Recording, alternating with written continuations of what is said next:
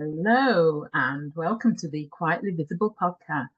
I'm your host, Carol Stewart, founder of Abounding Solutions and author of Quietly Visible, Leading with Influence and Impact as an Introverted Woman. And this is the podcast for introverted women who want to thrive as leaders and in life.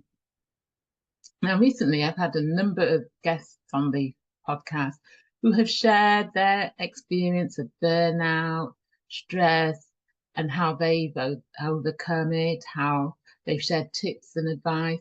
But today I'm going to give you some practical steps that you can take to manage stress and develop resilience.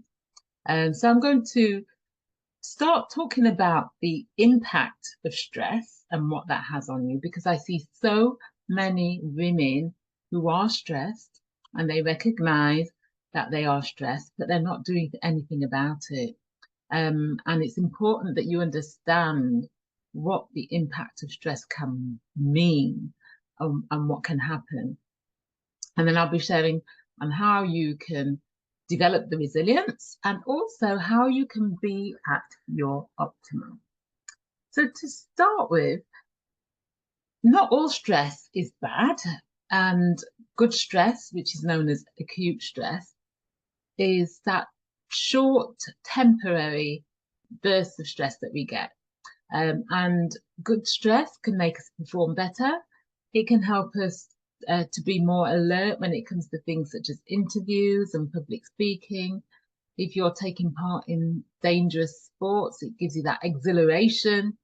And it's designed to help us to respond to dangerous situations. So if you're faced with a dangerous situation, your your brain's stress response kicks in order for you to respond accordingly.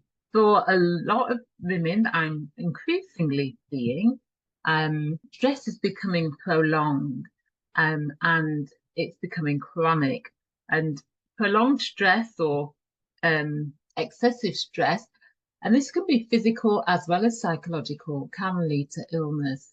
It can lead to physical exhaustion, emotional exhaustion, can leave you feeling anxious and fatigued.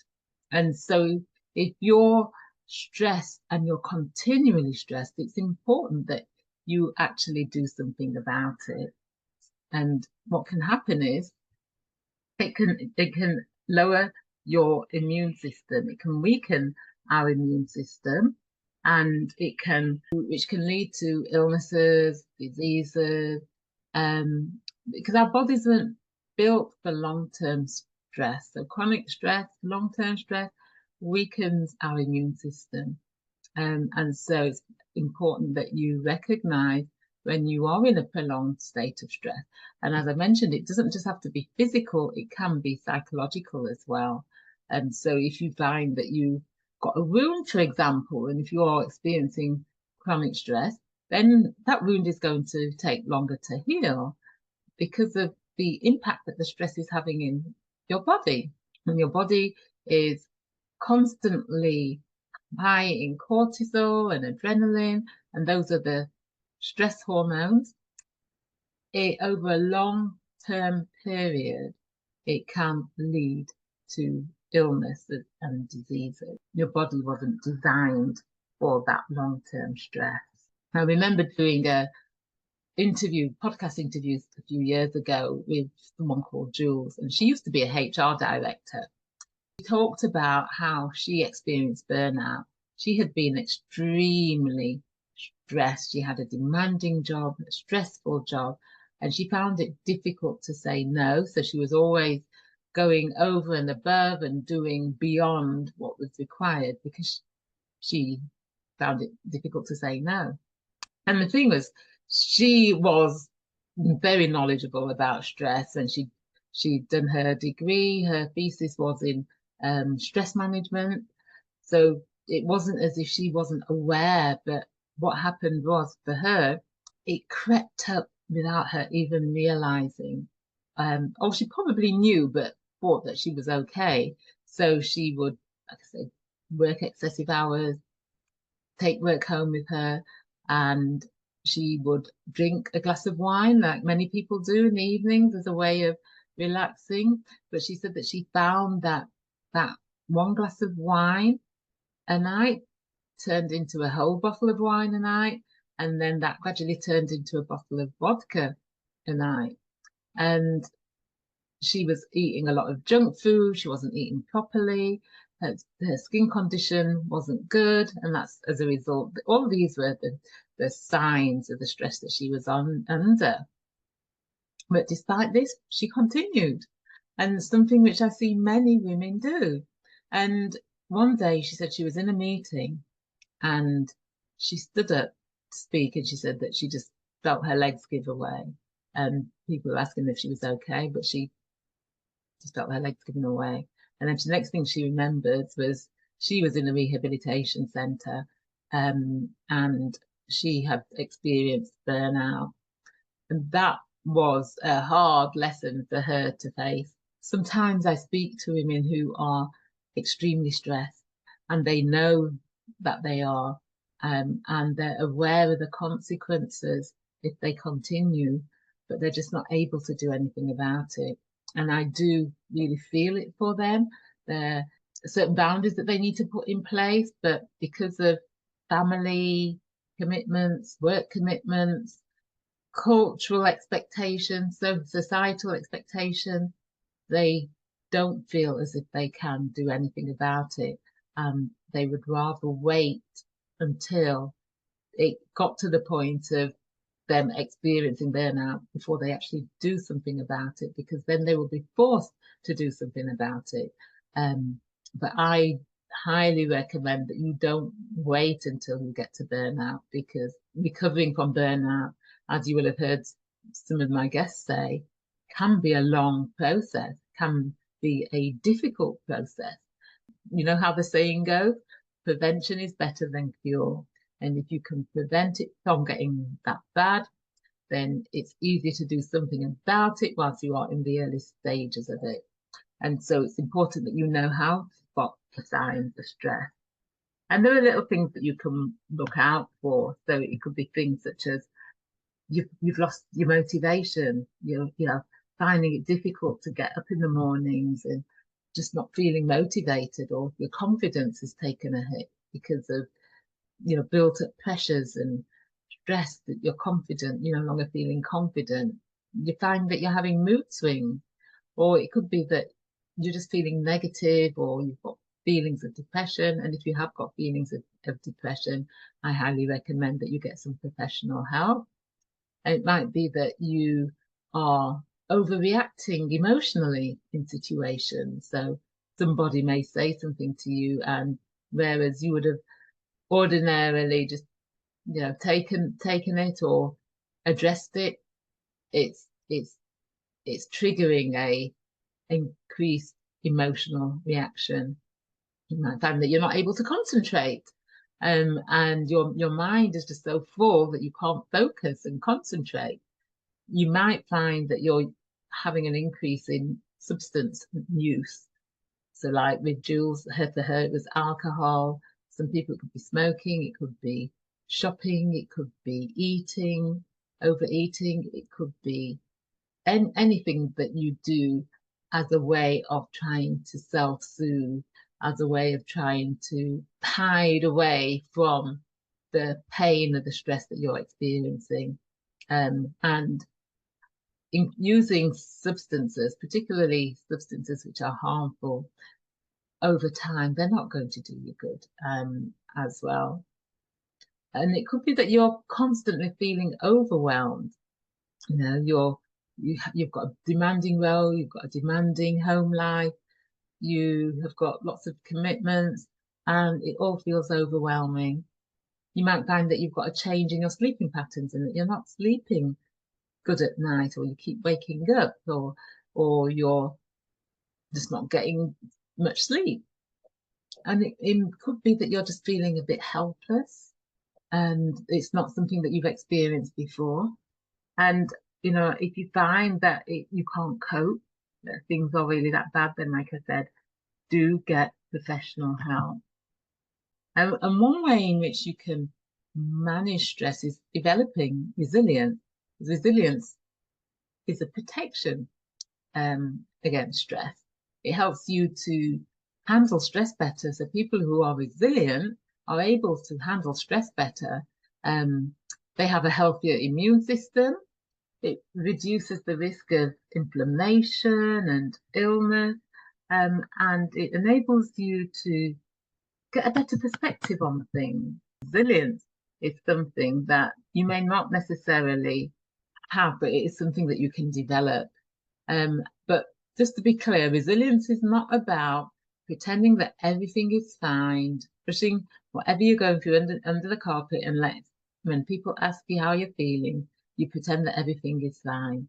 I know many of us do that. When someone asks, how are you? You just say, oh, I'm okay, and act as if everything is okay when it isn't. It's not about being unaffected by stress, and it's something that, like I said, you can develop. So it's not a case that you're born with resilience or you're not born with resilience. It's something that you can develop. So if you think of it like a muscle, you think of the bodybuilder, the more they work out, they develop their muscles. Resilience is like that. It's like a muscle that can be developed. A friend of mine who's a psychologist and an expert and an authority on resilience, one of the things that she does in her resilience training is she has a beautiful vase and she smashes the vase. And then she talks about how some people will see that smashed vase and they will just throw it away, be hurt and upset that their beautiful vase is broken.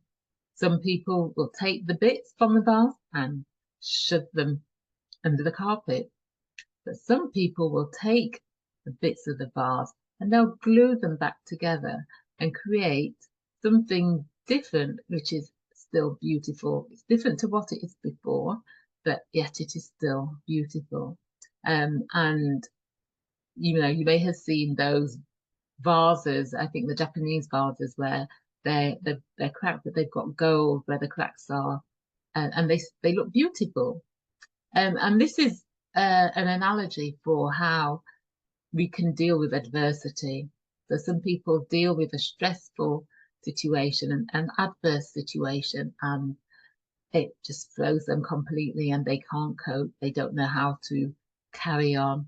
Some people will brush things under the carpet and pretend that everything is okay, act like it's not happened, but deep down they're stressed and it's building up, building up, building up till it gets to the point where some stage further down the line, they may burn out or explode. And some people will go through adversity, go through a stressful situation, accept what has happened and recognize they can't change what has happened, but what they can do is change how they move forward. And so resilience is all about the ability to adapt well in the face of adversity, stress, trauma, or when you're facing challenges. And how well are you at adapting and going through an adverse situation, a stressful situation? It's okay to feel hurt, angry, or annoyed, upset, disappointed, discouraged, despondent. That's you're only human, but it's how you manage that, how you respond to the situation that you're going through that will determine how well or not you get through it. If you say, I don't know, if you're someone who has been used to working out and then you all of a sudden you stop working out and you don't work out for a good couple of years, it's going to be harder for you to run for the bus, to do some of the things that you were doing previously because you've not developed those muscles. And so resilience is like that. It's like a muscle that you need to work on and develop. And it's something that you can work on. And developing your resilience is important because it helps to protect your mental health and physical health. It supports you faster when you're recovering from illness, from injury, from emotional pain. and it reduces the long-term effects of chronic stress, and it helps to improve your ability to cope with uncertainty and adapt to change. So when you're going through uncertainty, difficult time, it helps you to adapt. And so when you're thinking about, well, how do I develop resilience? What are the aspects of resilience that you need to think about? So think about your emotional strength and how you manage your emotions in difficult times. How are you responding when you're in certain adverse situations, or when you're in stressful situations? How are you responding? Having mental flexibility, and that's about when you're going through setbacks, seeing them as temporary, and that you are able to solve those situations. Being optimistic about the future, being curious about what the future can hold. And it's about developing problem solving skills. So when you're going through a stressful situation or an adverse situation, it's about knowing that you have skills that can help you to solve that problem, and being curious about what could happen, what your options could be, can help you to develop those problem solving skills. And it's also about seeking support and getting help. Too often, I see women not asking for help because they think that they will be seen as weak, or that they can't cope, or that they should be doing something that they don't particularly want to do, or particularly if they've had a lot of pressure, or societal pressure, cultural pressure, family pressure, that they be a certain way when they're not. And then what was interesting today, I saw a social media post from one of my contacts who talked about, they'd had a very sort of busy, demanding career, and now they'd taken some time out to have children, and they've got 2 children under the age of 2. And they were talking about the pressures that are put on women to feel that they have to have it all, and that if they're working and pursuing a career, they're made to feel bad for that if they've got young children, or if they're staying at home to raise their children, they're made to feel bad that they're not pursuing their career. And she said, and it was like, she was saying that you can't win. And, there is a lot of pressure that is put on women around this. And some women feel pressure to think that they can have it all. And I always say that you can have it all, but you just can't have it all at the same time. And it's about making a choice, deciding what it is that you want and sticking to that choice, or even being flexible, because you might find that you change your mind further down the line. But it's about not feeling guilty if you decide that you are going to have children and pursue a career and progress in your career. Don't feel guilty about it. Just make sure that the time that you spend with your children is quality time. If you decide that you're going to be a stay-at-home mum, then don't feel guilty about doing that. You want to be with your children. You want to give the children the best of you in the early part of their life. So don't feel guilty about it.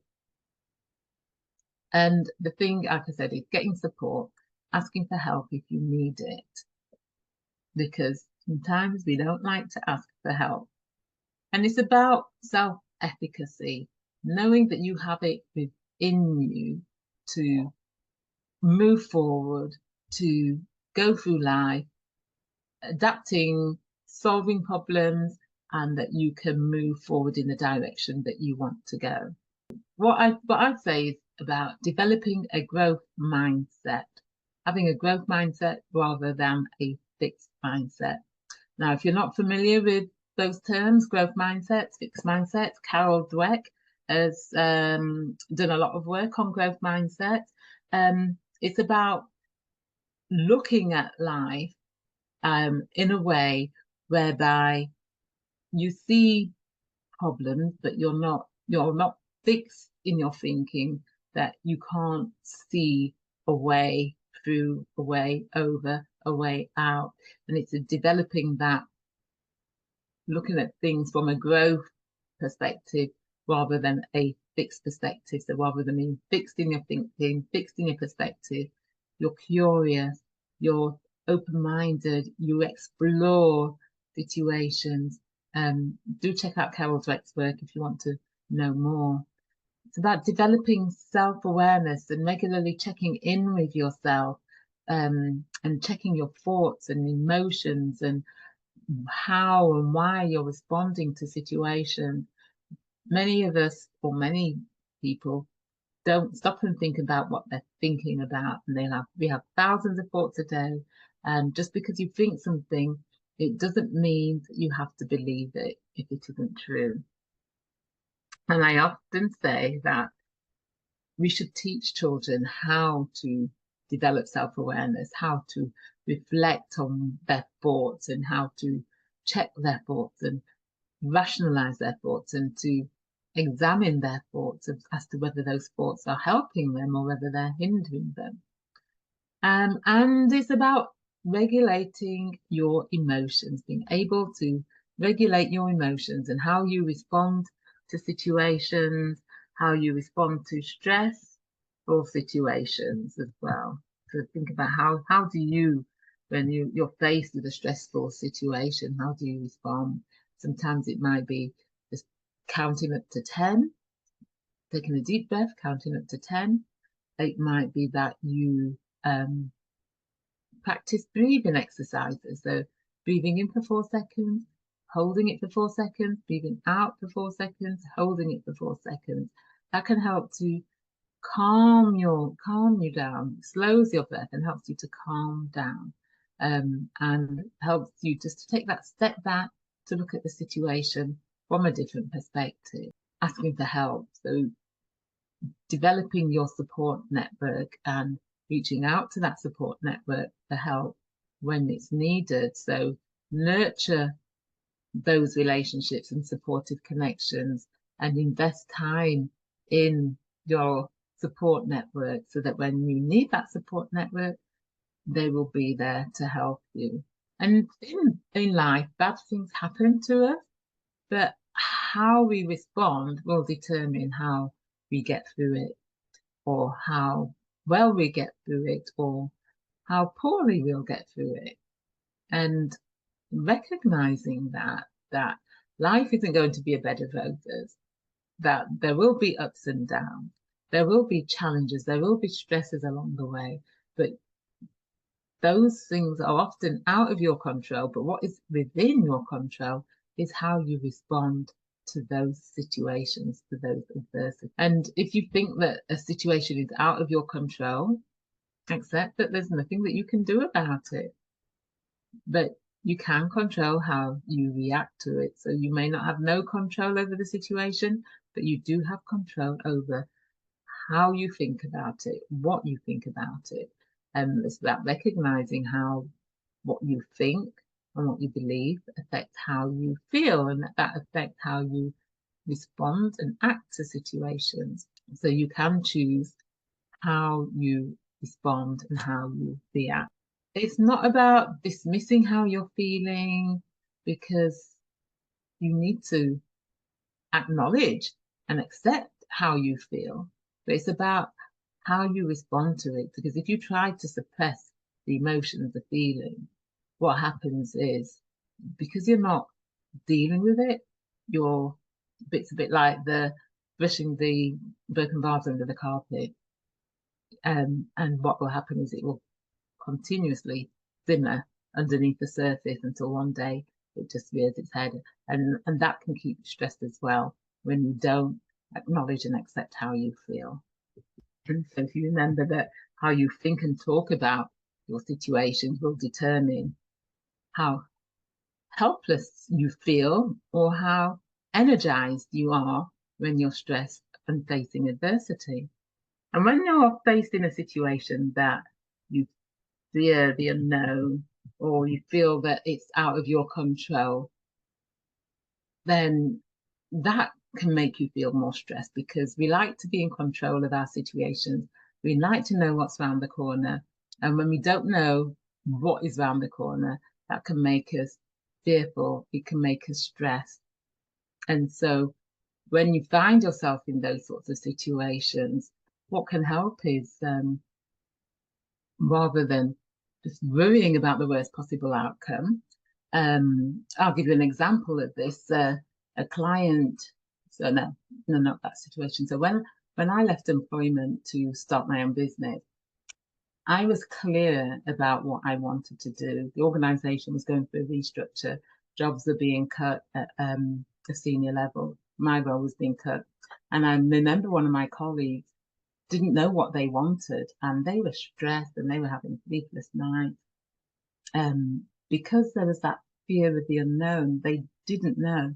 Whereas for me, I thought about what I wanted. I explored what possibilities there were for me. So as a result of that, I felt more in control of the situation. And so it's about the perspective that you put on things. So look at things in perspective. Ask yourself, well, what is the worst that could happen? And if that was to happen, what could you do? And if you find the situation overwhelming, then rather than looking at the whole situation, focus on taking one step at a time. It can be overwhelming. You're going through a challenging time, a stressful time, and there's so much needs doing. That can feel overwhelming. But rather than focusing on everything, look at, what taking one step at a time. And this requires stepping out of your comfort zone. And I think I talked about comfort zones recently. Step out of your comfort zone. It may require you stepping out of your comfort zone, but not stepping too far out of your comfort zone into your distress zone, but just challenging yourself so it feels slightly uncomfortable, and it stretches you. And just do that, and then take another step out. And the more you do that, the more confident you will feel, the more you will see that, yes, you can do things, you can make a change, you can make that difference for yourself. Another thing that helps is gratitude, expressing your gratitude, and just looking at the things that you're grateful for. We all have things to be grateful for, no matter what your situation in life is. We've all got something that we can be grateful for. And so it's about recognizing this, acknowledging what you're grateful for and why you're grateful for it. What does it mean having that thing in your life, or that person, or that situation that you are grateful for? And there's a lot of research that shows how beneficial gratitude is for our well-being. Positive psychology shows it.